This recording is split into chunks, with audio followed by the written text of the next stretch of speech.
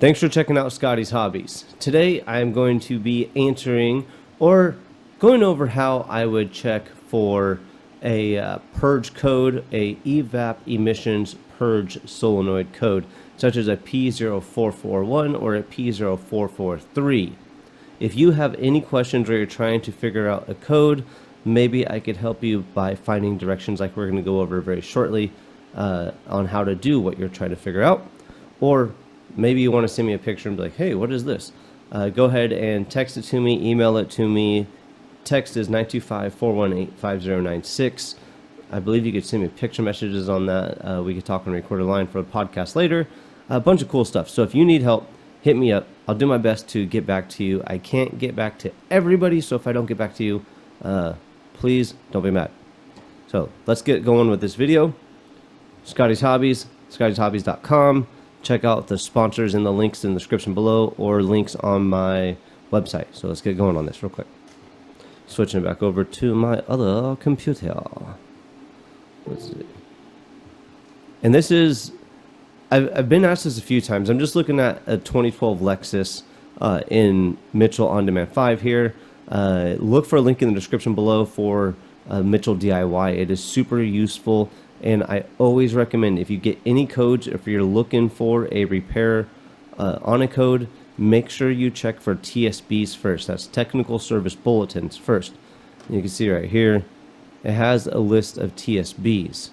And maybe I should just check P01, no, sorry, P0441. So we're going to go to the P0441. Which on a lot of vehicles will come up as a p0443 as well.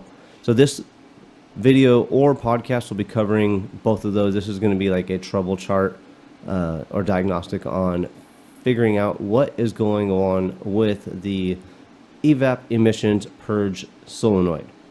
P0441, P0443. There's a few things. This is going to be the same for a lot of vehicles. I'm going to try to cover a lot of things. So this vehicle has a leak detection pump. Not all vehicles have that, so I'll try to cover that. And again, tell everybody about me while you're watching this or after maybe. Like, subscribe, share. Let me know what vehicle, year, make, model, engine size, all that. Let me know on the bottom what's going on. So P0441, P0443. What can be causing that code? I'm looking at this trouble chart, and you're going to see all of them are looking at the purge solenoid. The first one is purge vacuum switching valve is stuck open. Or the purge vacuum switching valve is stuck closed. In this case, we need to be looking at either your purge VSV if you have one, or the purge solenoid itself. Easy way to check any solenoids pretty much on the car.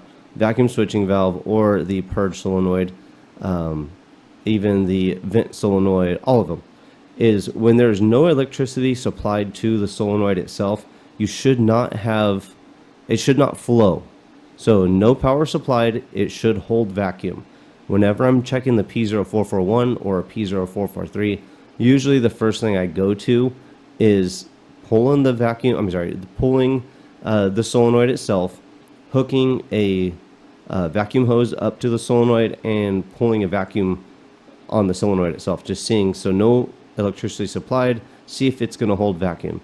If it doesn't hold vacuum, I usually replace the solenoid itself. And a lot of the times, there's my problem right there. Going through this whole trouble chart, you'll see it says to use a code scanner and monitor the pressure before and after you shut the car off, this and that. You could do all that, but this is for DIY at home. I doubt you're going to do that. You can do it if you want, but hey, I don't have the stuff. But maybe there'll be a link in the description below to purchase a diagnostic thing to check everything. A cheap $20 little Conway or any OBD2 scanner that hooks up to your phone using, what am I using? I'm using Torque. Just do that. I have a few videos on using Torque and stuff like that, so check it out. It's cool. So the vacuum switching valve, the purge flow, we've checked the purge flow itself. You could have a leak in the hose going to the purge flow or anywhere in the system, honestly. That's going to be a little harder to find. A smoke diagnosis is the easiest way to find a leak. I do have a video covering, I think it's a p0442 code, maybe quick diagnostic on that, where I'm taking the hose off to the Purge Solenoid, sprayed all the hoses I could visually see, and I just blew in the hose itself.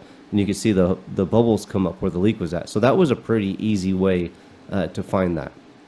So now we have, like I said, I recommend just take the solenoid itself off, check for vacuum, easiest way to do it. If it has vacuum, put it back on. You're looking for something else, it's getting a little bit harder for you in that situation. Do the smoke diagnosis if all else fails, and that all looks up good. One of the next things is there is nothing. So when the leak detection pump is getting the signal to turn on and actually pull vacuum so it could run these tests, maybe the leak detection pump itself is not turning on. In some cases, some vehicles use the vacuum from the engine to pull vacuum on the evap system to run these tests. So if you have any leaky vacuum lines from the engine all the way to the gas tank, in some cases, there's a hose. If you have any leaks in there, you could get this code as well. If you can't find, like the solenoid doesn't hold pressure, or it does hold pressure, sorry, you can't find anything on the smoke machine, you're pulling your hair out, you're like, where's the leak on this thing? It could just be that the leak detection pump itself is not turning on. So next would be to find your leak detection pump, apply power to that, see if it's turning on, and also, what else could you do with leak detection pump? Make sure it turns on, make sure everything's sealing on that. So that's the next thing. All right. What I should have went over before all of that is when is your monitor set, or when does the computer run the self-test for the p0441 or p0443? And it looks like, going through all this stuff, it tells you how to run the test, or when it's initiated, I should say. There's two different sets. There's when the key is on and when there's key is off. Long story short is this monitor, evap monitor, only sets when the vehicle is under 95 degrees. So, and has been sitting more than 5 hours. So if you go out, say right now, I just cleared the code 10 minutes ago, per se. I need my evap monitor system to set. It's right now 104 degrees outside right now. The the evap monitor is not going to set right now no matter what, because it's already too hot from the gate. So that's one thing to take in consideration on trying to get the monitor to set after repairing this code, if you can't get your monitor to set. So make sure it's under 70 degrees when you're starting, 95 degrees when you're starting your vehicle up. Let the vehicle warm up to normal operating temperature, and then get going on your way. That should set your first monitor. Now, when that trip is all said and done, you go turn your vehicle off. Now the vehicle has to set for X amount of hours. On this vehicle I'm particularly looking at, it's 5 hours. So in this case, it's got to set for 5 hours, get under 95 degrees, and it should set the monitor again. If it does not get under 95 degrees in those 5 hours, it will postpone for another 2 hours to run that test. That's what according to this vehicle.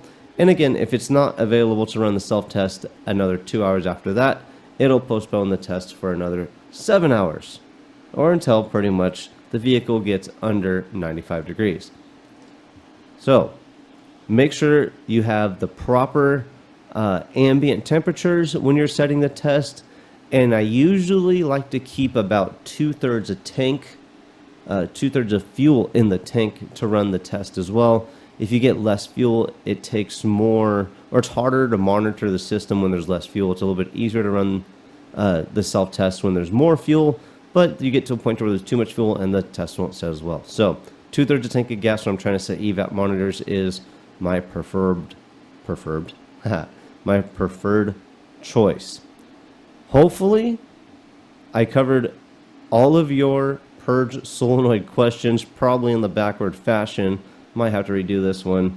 But if you guys have any questions, concerns, I could take a look at codes here on Mitchell and see if there's something I could help you find on your vehicle, if it's not something I could help recommend off the top of my head.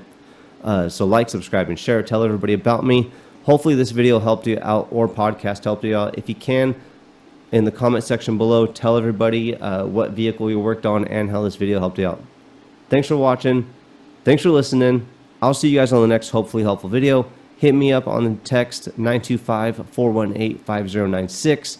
I will see you guys on the next hopefully helpful video and or podcast. Thanks for watching, guys.